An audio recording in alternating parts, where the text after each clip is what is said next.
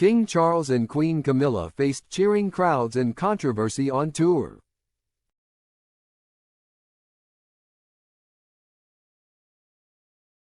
King Charles's trip to Australia and Samoa with Queen Camilla was much anticipated as his first major tour since his cancer diagnosis.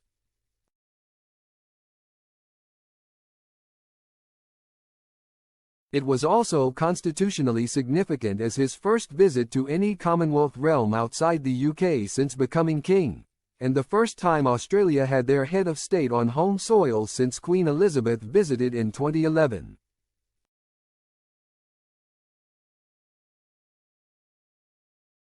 And Samoa marked the king's first time attending the Commonwealth Heads of Government meeting as head of the Commonwealth.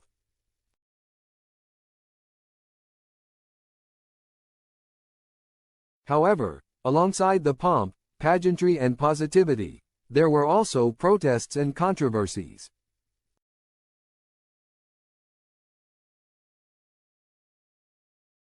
Those who want Australia to break ties with the British monarchy made their voices heard, and in Samoa the UK was under pressure from Commonwealth countries over the question of reparations for slavery.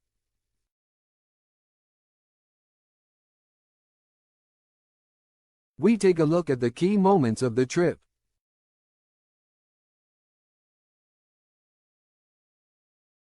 King Charles III delivers a speech while attending a parliamentary reception hosted by Prime Minister of Australia Anthony Albanese.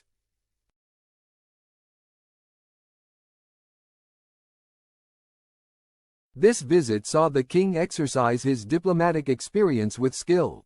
The fact that Australia's current Prime Minister Anthony Albanese is a staunch Republican did not affect the warm greetings from both individuals and a respect for the current constitutional position.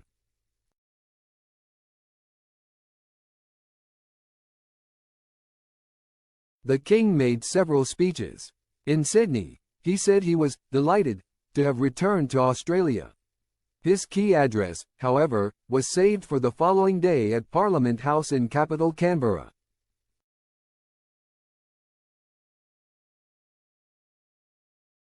Saying he was enormously touched by his welcome, he instantly paid respects to the traditional owners of the lands on which we meet. In my many visits to Australia,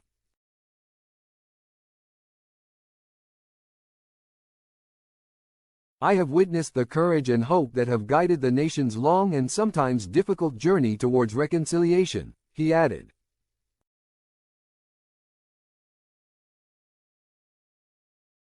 In Samoa, the king's major address referenced the importance of tackling global inequalities and the threat of climate change.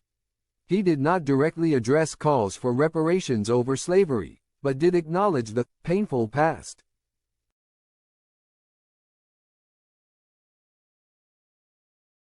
I understand, from listening to people across the Commonwealth, how the most painful aspects of our past continue to resonate, he said, later adding, none of us can change the past. But we can commit, with all our hearts, to learning its lessons and to finding creative ways to right inequalities that endure.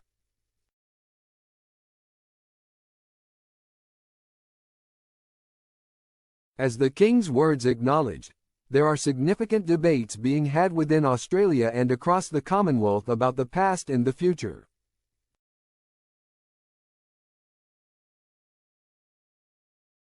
Polling shows that Australia remains divided about keeping the British monarch as head of state.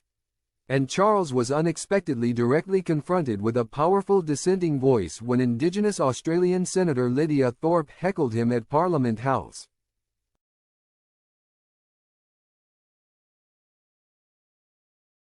Thorpe's shouts of, "You are not my king," and her accusations of genocide were condemned by other Australian politicians as well as by Indigenous elder Auntie Violet Sheridan. However, her protest sparked global discussion and became one of the cut-through encounters of the tour.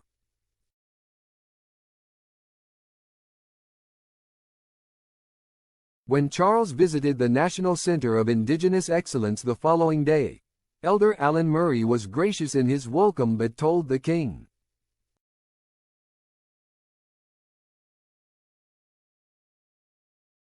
"We've got stories to tell. And I think you witnessed that story yesterday in Canberra. But the story is unwavering and we've got a long way to achieve what we want to achieve, and that's our own sovereignty. The UK's Republican movement travelled to Australia and staged a small protest outside Parliament House.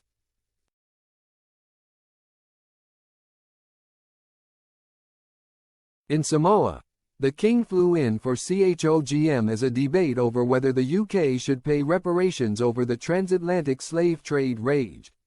While the heat was directed more at the UK government, the king's speech as head of the Commonwealth put him in the spotlight.